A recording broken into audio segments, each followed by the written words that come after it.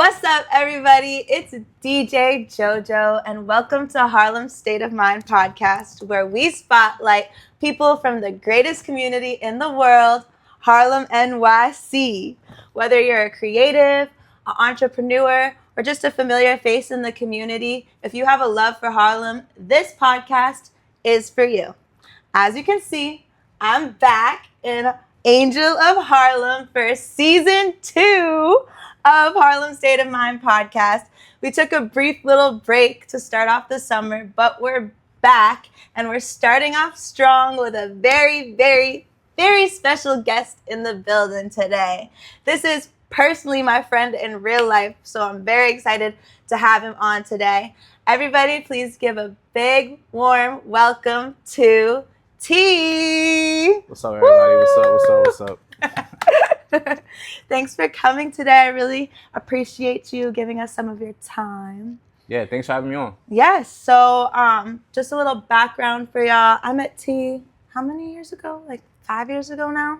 Was it during the pandemic? I think so. I think it was like 6 years ago now, because it was like 2020. Facts. And since then, I've just seen you grow and flourish with Thank you. The business that you have, and it's so dope. So for the people that may not know what you do, just give a little breakdown of what you do. Okay, for the people that don't know, I'm Tion Bakodi. Most people call me T. I go by T. And I'm the founder and editor-in-chief of Diamond Kut Media. Look us up on Instagram. Check out the website. It's Diamond Kut with a K, KUT Media. And yeah, we've been doing this since 2019, interviewing, dropping magazines, a website, covering artists, covering events. So yeah, just going up. That's what's up. And I want to start off by just asking, like, because it's like what you do is not something that, like, you usually come across. Like, I don't know a lot of people that own magazines and, like, do print work anymore. So just, like, what brought you into wanting to do that?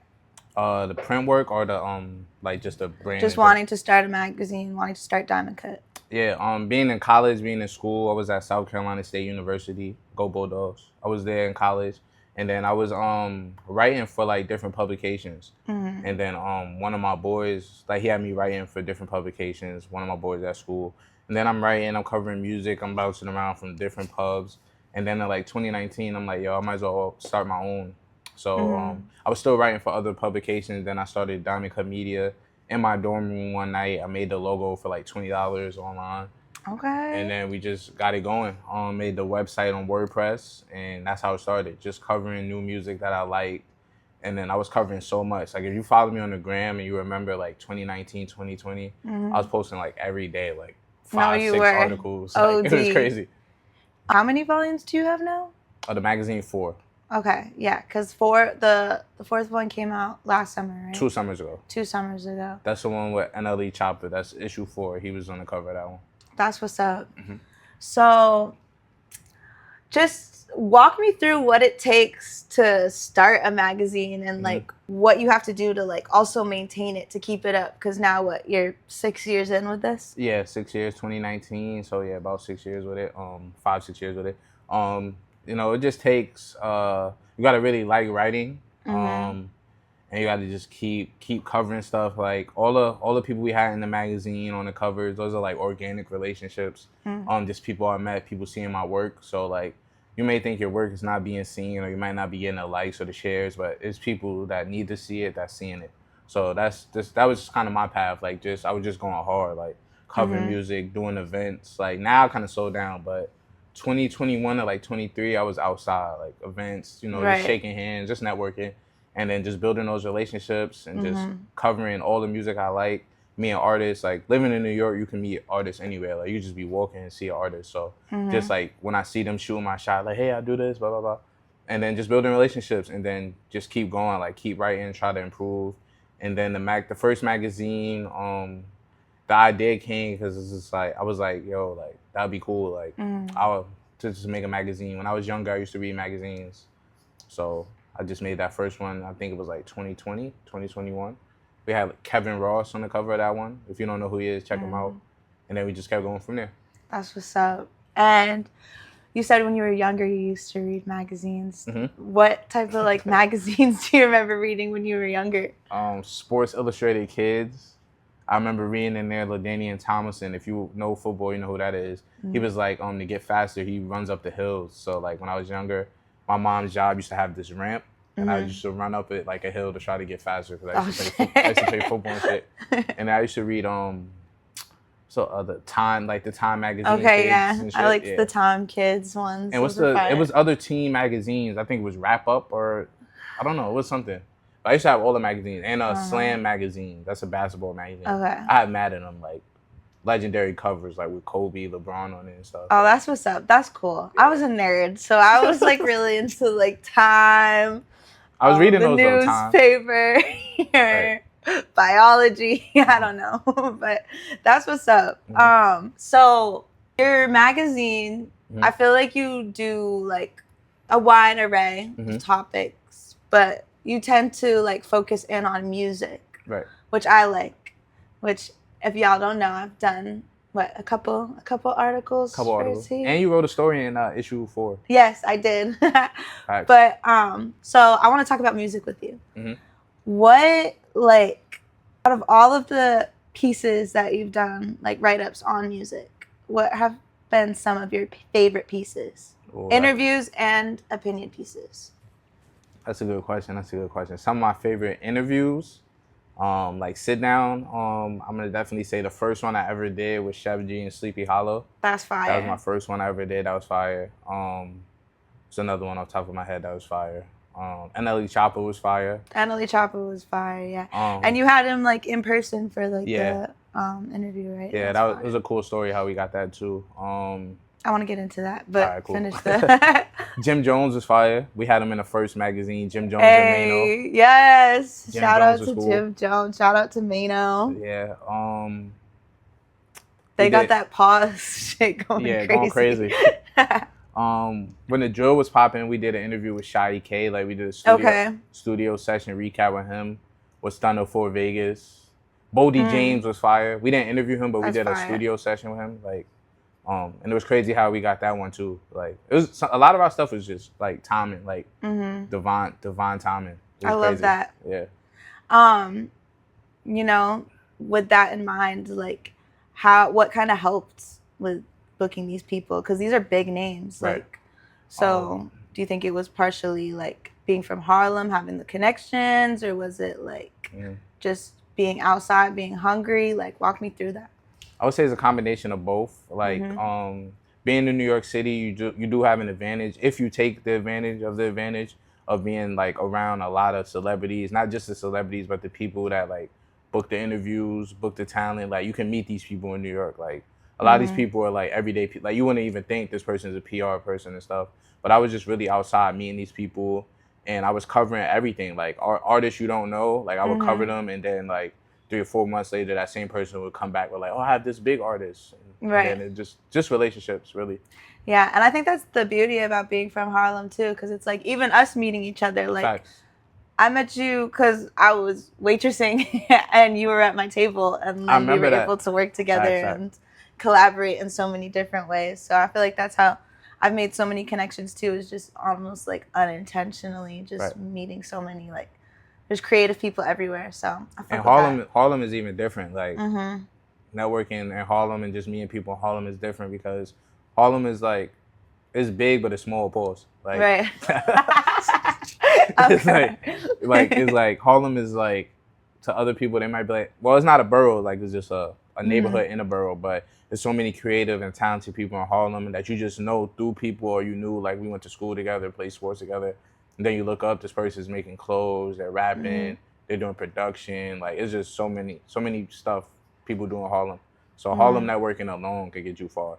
And then, Growing up in Harlem, I know you said that you did football. Did you always know that you wanted to be a creative as well? Or were you, like, just going down the sports range for a little It's crazy. Because remember I told you that time I went to Sirius with you that I wanted to be on the radio when I was a kid. Oh, yeah. I didn't know what I was going to do, though, but I just like how the radio people like would talk and interview people, so I kind of knew I wanted to do that. But it wasn't like a big focus. When I was little, too, I wanted to be a movie director.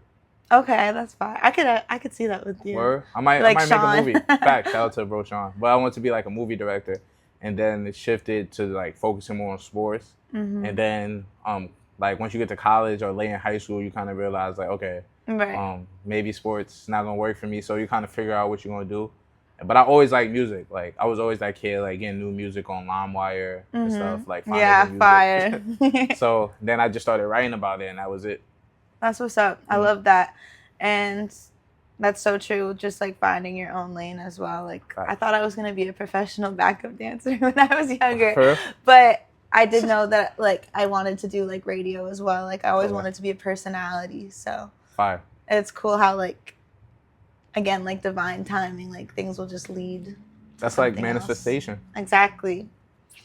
So let's talk about NLE Choppa. Okay. I want to know the story. Like, how did that come about? Because that was definitely dope. Like, and I loved the for y'all that don't know, T also did a panel Facts. for that. That was last issue. September. Yeah, that was fire. I loved Thank you, that. thank you. And like, you had a great turnout too. So Thank you. Thank you. giving thank you your flowers for that. Thank you. But yeah, how did that come together? All right. I remember this had to be like 2023, 2024. His team had reached out to me. I'm on lunch break. I'm working at one of my jobs. I was working at the time. I'm on a lunch break, and I get this email from them, and they're telling me about NLE Choppa coming to the city, and they want to do something. So I'm like excited. I'm like, yeah, let's do it. I email them back instantly and stuff. And then mad time goes by. Like I don't even hear back from them. And then randomly, this probably like a year later, a year or some change later, randomly they just email me back like, oh, I'm sorry, I didn't see this email. Can we still do this? I'm like, yeah. And then I got on the phone with his people. And then they were like, they were coming to New York. And it's funny because I had the idea in my mind with issue 4, I was going to do like 4 or 5 different covers, like alternate covers with different artists on it and stuff. And then his people was like, just put NLE on the cover. And I was trying to be stubborn, like, nah, I'm not gonna do it. And then they were like, it'll be good. So then I brought into it, we did it, and then he was mad cool. That's we did fire. the cover, we did the photo shoot and the interview the same day. We did it in the Flatiron, right in Midtown. Oh, that's what's up. Mhm. Is he like how he is like in media, the Like- same in person? Now I don't Like I seem like he has a lot of energy. Like Now when I met him, he was cool. Like that was like during that interview we talked about. He was like I guess on a spiritual journey. Oh, okay, quest. yeah. So he was on that timing, and then he had like those he had like 3 popping songs at that time. He had the "Slut Me Out," the remix, and then the song with 4-1. Okay. Oh, I know what you're talking about. Bitch. Yeah. You know what? Yeah. Yeah, that song. So that was popping at the time. So we were kind of just talking about that. He wasn't doing what he's doing now though at that time. Okay. Yeah. I haven't really kept up with him now, but I know like I was fucking with him during that time. Like, Yeah. He was popping at that time. Yeah. Yeah, facts. So were there ever moments with your magazine? Because I know like what you said earlier, like the whole interview with NLE got delayed a year, so you probably thought it wasn't gonna happen. Facts. But did you ever have like moments of discouragement when it came to starting your magazine, publishing stuff, and like how do you cope with that and like move forward? Right. With the magazine, not at first when I first put it out because it was just something new I was doing, and at the time, it wasn't really no print magazine. Well, when I first started, it was digital, so I wasn't really nervous about that. I was just excited to put it out. Like it was just the first one, and then the second one got a little bit bigger. Third one, fourth one got bigger. I feel like now I feel more pressure or anxiety with the magazine because it's like we already had like successful issues. We already had a big star on the cover, so you just want to build on that. Publishing articles, not anymore, because I already went through the phase of like, told you, I used to post like 6-7 times a day. I used to get 1 like, 2 likes. So likes, I don't care. Like I don't care about likes. Like you want engagement, obviously, that's the point of posting, but like I don't let likes or comments deter me. Right. Because I already know like if you keep posting and you do the right doing the work, the right person is going to see it. So I don't really trip on that. Like you want the likes though. So if you see my stuff, like it, comment, share. But yeah, you can't trip on that. You just gotta try to keep getting better, stay consistent, and like manifest. Like everything I do, I think about all the time. Do you have a good support system? Yeah, for sure. My family for sure definitely support. My friends do support. And then like strangers is the biggest supporters. I know. I feel like that's always the case. Like obviously your friends are gonna support and like they're gonna show love, but it's always like the strangers that be like going hard for you. I just been seeing people talk about this because like your friends and your family, they just know you as like who you are, so it's hard for them to see you like as the other person like that you're becoming. But other people, they see you for like that other person, so they're more open. I wouldn't say more open, but that's what they just see you as. Or your family and friends, they see you as like Jonah or Tion. Like.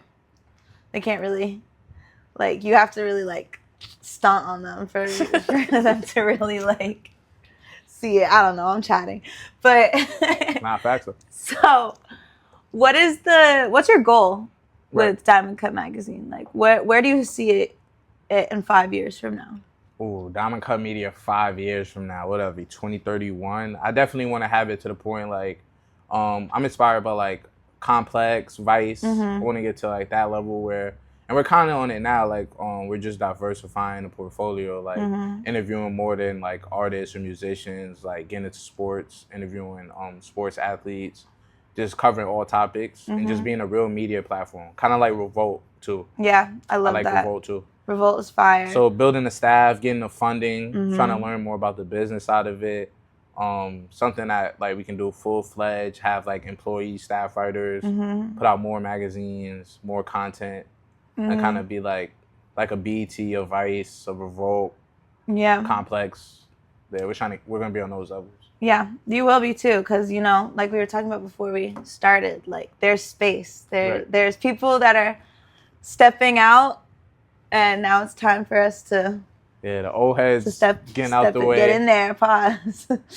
we creeping up on old heads though.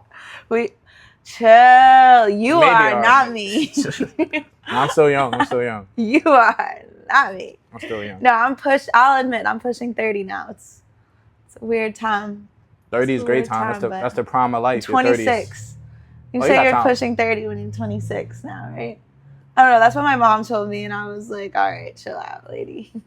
I'll be 30 soon. Shout out to that. It's all right. 30s are the new 20s. Facts. It's like, I heard 30s are the new 20s or 30s are better than your 20s because in your 30s you aren't as stressed out, like, and you have the money to do the things that you wanted to do in your 20s, but you were like trying to like scramble around to figure out. So. For me, I feel excited for the 30s. Yeah. I'm not looking at it stress. I'm not trying to be a young hoe anymore. Like, but anyways, back to your business. So you were talking about how you were going into like sports, like outside of music. I like the focus on music still, though, and I want to get back. I want to get back to music because I still have some more music questions I want to ask you. But you did tell me something before we started that I wanted to make sure that I highlighted, which was you're interviewing like famous like soccer people and athletes. How are you booking these people? Like, are they coming to you or are you going to them? Like, again, I'm gonna emphasize this in the camera. It's the portfolio, it's your work. I've just been covering so much stuff, doing so many interviews. Like, it's just like you get to a point where you build the relationships, or people will reach out to you. So, like we've been covering Tribeca Film Festival, and that's just opened up like all types of people that want coverage, and that's kind of the goal too. We don't want to like we're always going to do music, but we want to cover everything too. So when you covered Tribeca Film Festival, like was that something that you just were like, oh, I'm gonna go cover it, or did you get a media pass? We got a media pass, but you got to apply for it. But last year was the first time we did it. It was cool. We did mad interviews. I was taking photos on the camera. I got photos of like Whoopi Goldberg, so that was crazy. Of WizKid. That's so fire. Yeah, we did mad interviews, and then I did 2 this year, and then the soccer one will also be for Tribeca Film Festival. I don't want to say a name until it's done, but we'll have it done soon. That's tough. Yeah. For people that are wanting to get into independent media, what can you recommend to them? What advice can you give to them about like getting like media passes and like getting invited to different events and like knowing like different people in PR? Put in the work for the media passes. There's still some media passes that we apply for that we get dubbed, we get curved, so it's gonna happen. But put in the work so you have a portfolio to show them, and have examples of your work to show them. If you're in New York City, you need to be outside. Like that's the point of paying this rent to live here. Like you gotta take advantage of that. Like New York City outside. It can be right in your community. Don't think because I live in the Bronx, I live in Harlem, I live in Queens. No, these people are outside in your community. Like you run into one of them in the deli. Like you see somebody shoot your shot. Always promote your brand. You're a walking brand. Like you gotta promote it, speak highly of it, be confident, be humble, and just put in the work and take all the opportunities. Even when you'll be like, yo, I'm not getting paid for this. I gotta go all the way here. Like I done went so many places I didn't get paid for. Use my equipment, use my time, book the space with my money just to put the content out because this is what I'm trying to do. This is what I'm really doing. So if you have that mindset and you keep working, build the connections, take advantage of your opportunities, you can put on. And just put your stuff out. Point blank, period. I love that because I feel like that's like not enough people say that. Like be outside. You gotta be outside. You're paying this rent to be outside. Like that's the point of living in New York City. Like is the opportunities are here, but you can't sit in your house like, oh, I hope I run into Jay-Z. Right. Like, nah, go outside. You might run into somebody. It's crazy. That's the point of New York City.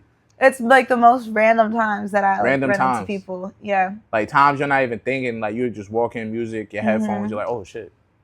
And I say that to myself as well because there have also been a bunch of times where I could have been outside, but I wasn't. And I know that I like missed out on opportunities. But it's like there's opportunities every day. That's another thing too. You got to eliminate FOMO. Right. Because you never miss opportunity. It's always like, I just feel like everything is like timing. That's true. You know how like you walk to the train station, the train's like 1 minute away? Yeah. You got there at the right time. That's everything. Right. Divine timing. Like what you were saying earlier. But you got to be outside. Like I was outside. Not even like when I say outside, people be like, oh, you was outside part. No, I was outside. Like events, like going to work, working my 9 to 5, get off, go to events. Like now I'm older though. I'm not going no more these events. Yeah. Like I don't know. I be tired sometimes. I be tired after work. I'm not trying to like walk all and then stand for mad long. It's cool though because it's all the same thing. It's like drinking. Sometimes they have food. It's good networking, but I did it so much. It's like I already know what it is now. Right now, I'm like I need to. Now be I go to friends events. I know the people. I know the people at the event. Let me cut the line. I'm not doing this shit. If you're a friend, you're the homie. I'll come to your event. Right. But like just going to events, not much anymore. But if y'all are hungry and y'all are looking to start something, then.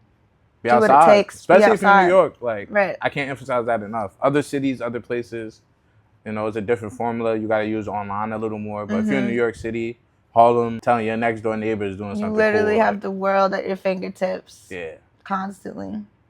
But I get really bad FOMO. So when you're like, oh, don't get FOMO. I used to be like that too. I don't know how to not get FOMO. Like, I always get FOMO. You got to just be like, yo, whatever happens, happens. And like. Right. I be prioritizing my rest. Like I gotta get my naps in. Yeah. Some days, like I just gotta chill in the crib and recuperate. No, I feel that. I have my runs where I'm like outside for like a week or two, and then I just gotta chill in the house for like 2 days. Yeah, I'll be a homebody. Like as a DJ, like I'm really a homebody. Like I really love being inside. But I think that's where I get FOMO sometimes because it's like, all right, like I'm always outside in Harlem. Like everybody sees me over here. But I've been trying to like also transition into like doing the club scene and stuff like that. But then it's like, I'm not really going to clubs. I'm not really going to raves. You can do it, but it's just like balance. Like as long as you get your rest, you're good. You got to get your rest. Exactly. Right. And it's hard. It's hard when you work like. Exactly. But we're still young. Still young. We're not 30 yet, so. Almost. Yeah, you're closer than me. Okay, so I don't want to hold you all day, so I have a couple more questions and then we'll wrap this up. But going back to music, you've been covering music for 6+ years now. Facts. What year in your time of covering music do you think was the best for music in New York? Oh, in New York? Yeah. Damn, I gotta go. This is a double-edged sword, I guess you say. It has to be from 2020 to like 2022, 2023. Okay, why? It's fucked up because it was the drill music and it was a lot of. I knew you were gonna say that. There's a lot of negativity and bullshit with the music, but if you're just talking musically, it was lit. Like, it was artists coming out every week. Yeah. They was going viral, putting up crazy numbers. Right. And honestly, shout out to the drill artists, because, like, y'all really did, like make some, like, New York shit again. Like, we And were then- like, that's, like, the sound of New York right In now. the midst of that, you had the sexy drill wave was popping. Yeah. And all the, like, melodic rap was popping and stuff. I liked that wave. That was all happening at the same time. Then you still had, like, rappers just, like, really rapping. Mm-hmm. So I feel like 21 to 23 was it in New York. But right now, New York is lit, too. No, New York York is music up. is lit right New now. York is Niggas up. just won. Right. We up. New York is up. But didn't, like, another New York team just win too? Like, some female team or something? I think the Liberty won their version of the cup, the WNBA. I could be wrong. I think it is the WNBA version of the cup.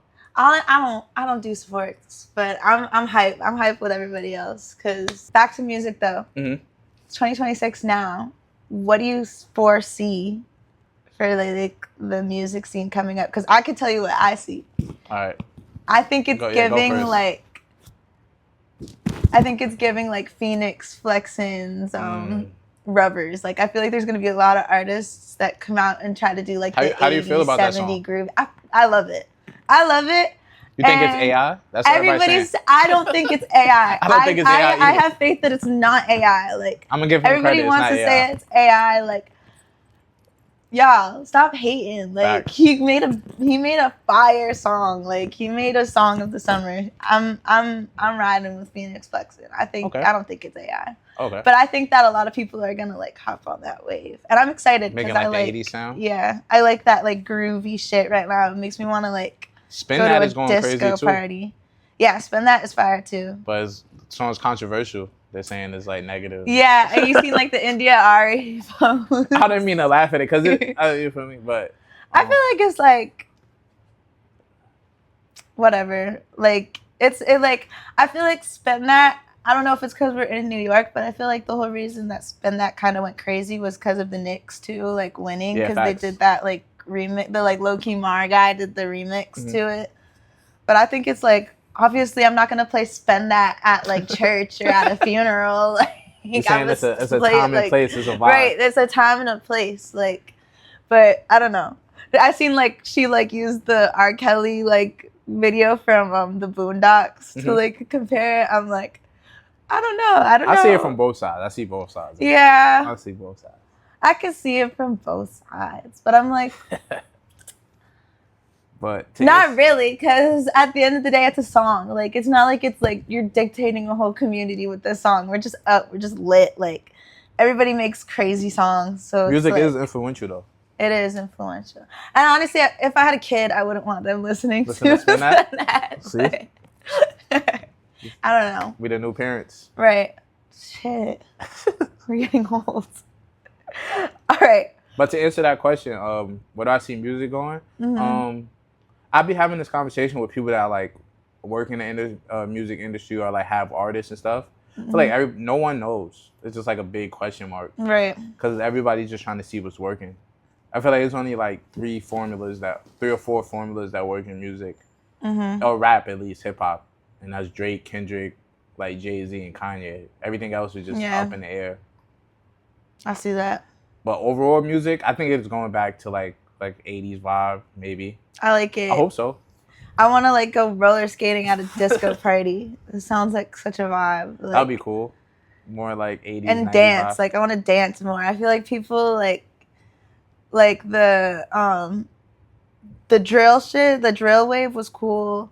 The sexy drill wave was cool, but it was like, I mean, I was going to take it back. I was going to say people weren't really dancing, but I guess people were getting, like, sturdy. People were getting sturdy. I was getting sturdy. People were getting sturdy. People were doing, like, that was cool. I'm trying to see people, like, really dance again. Like Soul Train lines again? Yeah, like, I don't know if that's going to happen because we record too much now. I know, So but people it's just, like, like- come on. Like, everybody's, like, for once, let's just, like, not be on our phones. Like, let's pretend like this is the 80s. I want to know what it was like. Yeah. I don't know what we're going to get musically 2026, but we'll see. Mm-hmm. Well, it's Harlem State of Mind podcast, so I can't let you go without asking you these questions. Okay. So we do a little game on our pod. It's basically called Fill in the Sentence. Okay. So I'm going to say something and you just have to fill in the blank. All right, okay? cool. So it's not a Harlem summer without blank. A few things, but I'm going to say without the block parties. Or just people outside, cookouts on a block. Right. Shout out to the block parties. You got any good, like, cookout, block party events that you got coming up? Not coming up, but you know, I appear to the ones, pop out to the ones that's in Harlem. Yeah. My family cooks out a lot in Harlem, so. Okay. Yeah. What's your favorite, like, cookout food? The plate? Yeah, Ooh. Plate. It depends, you know, different type of cookouts. But if I can have some fish, like some fried fish, maybe some shrimp, little mac and cheese, pause with a glizzy, pause. A little burger. You know. Nice. Get all the glizzies. Okay, next one. You're not from Harlem if you don't have blank in your closet. Ooh, that's fire. This is tough. This is tough. There's a few. I feel like Harlem, like we're really known for the drip. But over my years coming up, some I can remember, like we went crazy with the polos, like from rugby to regular Ralph Lauren. I feel like that's in the closet. Feets, Uptowns, definitely. All type of Jordans. How many wears can you get out of them? Out of Uptowns, I feel like I just got a new pair for this summer. I feel like they like summer to summer. Unless you keep them from getting cooked, you might could rock out the next summer. But I know sometimes you get a pair every summer. So I must definitely say the Uptowns, the Polo, Rugbies. What else? Just really everything like fashion wise I can think of, like Harlem, Montclair's, Pels. Harlem swag. That's what's up. ACGs. Yeah, sorry. Facts. Anything else? Field boot, Timberlands, 40 belows, like. Okay. Ray Brims. Okay. Fitteds. Yeah. I'm trying to think. I'm missing stuff, but that's just, you gotta have those at least essential. Good cargos. You're good. All right. Tees, Harlem, summer, anthem is blank. This year or like all time? All time. You gotta go Jim Jones, Harlem. Gotta put that in there. And just on some like R&B, like I was just talking to somebody about like hearing cookout music. That Kenny Burke Rising to the Top. Okay. You hear that outside in Harlem, you know. What's another one? Some Luther. You know, just those songs. But if I'm gonna go anthem all time play, I'm gonna go Jim Jones, Harlem. Okay. And what's your summer anthem for 2026? This year? Ooh. Yeah, what's your summer song? What have I been bumping? I ain't gonna lie. People think I hate Drake, but Drake's album is fire. I've been bumping a lot. Which one though? He dropped 3 albums. All 3 got some pain on there. I like Habibti. That's the one with the Oz? Yeah. Yeah, that one got some fire. I'm gonna say though, summer 2026. Oh, and I like Maid of Honor. What have I been bumping a lot? That Burning Bridges is fire. Burning Bridges. Your baby mom ain't even close. Oh yeah. That's fire. What else I like? Oh damn. Have you heard Ghetto Love Story? Baby Chief Do It. I'm not a fan of Baby Chief Do It. No disrespect to him. I like him. He reminds me of Riley. He reminds me of Riley from the Boondocks. No disrespect to him either, but like that's just not. He's he has room to grow. He has room to grow. Like obviously, like with his bars, sometimes like there's definitely a lot of room to grow. But I'm telling you, listen to Ghetto Love Story. The first 2 verses go crazy. I love that song. He just really deadass reminds me of Riley from the Boondocks. Like, I love it. Just a bad kid. Shout out to him though. But I know, get him on Diamond Kut. Yeah, we need you on Diamond Kut, baby. It'll go crazy. Maybe get you on a magazine. But I'm gonna say my song of 26 is one of them Drake songs, probably Burning Bridges, maybe WNBA. I like that one. Shit with Popcorn is fire too. That takes me back to house party era. Okay, yeah, I like that one. I don't know the name of that one, but I know which one you're talking about. That shit fire. Yeah, so it's one of the Drake songs. Drake so you're Drake summer. Because I could have sworn you said you was Kendrick. Listen, this last summer. I'm not picking sides with them. I think Kendrick is better than all of these rappers lyrically. But when it comes to like making good songs, Drake is just like commercially. Drake has a beat. So it's like I like both. I'm listening to both. I'm never gonna pick side. I don't know these people. I'm just covering the music, and I'm gonna tell the truth. Like Drake, when he did the AI, so you wrote that. When he did that. Oh yeah, when he did the tailor made. She wrote an article about. Okay. Yeah, I did write that. So people will be thinking we hate Drake, but nah, Drake makes some fire music. No, yeah. Shout out Drake. Shout out Kendrick. Shout out Jay-Z. Shout out everybody, yeah. All the great musicians. Facts. Yo, T, it's been fire having you on the podcast today. Yeah, fire. Thank you. This has been a long time coming, so I'm happy we've been able to do it. Facts. Everybody, make sure to tap in with Diamond Kut Media. Plug in your socials and website again so people can follow, like, subscribe, all that. All that good stuff. Yeah, Diamond Kut Media is Diamond, and then Kut is KUT Media on Instagram. The website is diamondkutmedia.com. Like I said, Instagram, website. We're on Twitter. Just type in Diamond Kut Media, TikTok. And my personal is T, the letter U, the word no, KNOW, and then TEE. Check us out. Check me out. And yeah, we're going hard all the rest of the summer, rest of the year. Just be on the lookout. Yeah. Make sure to tap in. This is the next Vice, Revolt, Complex. We up, so you already know. But in the meantime, thanks for tuning in to today's episode of Harlem State of Mind podcast. It's been real. It's so great to be back for season 2. I'm so excited to show you guys all of the amazing guests that we have coming on the pod. So make sure to like, share, subscribe, follow us on Instagram. We have a lot of great things on the way. But until then, keep it real. I'm DJ JoJo, and this is Harlem State of Mind Pod. Nice. Fire. Fire!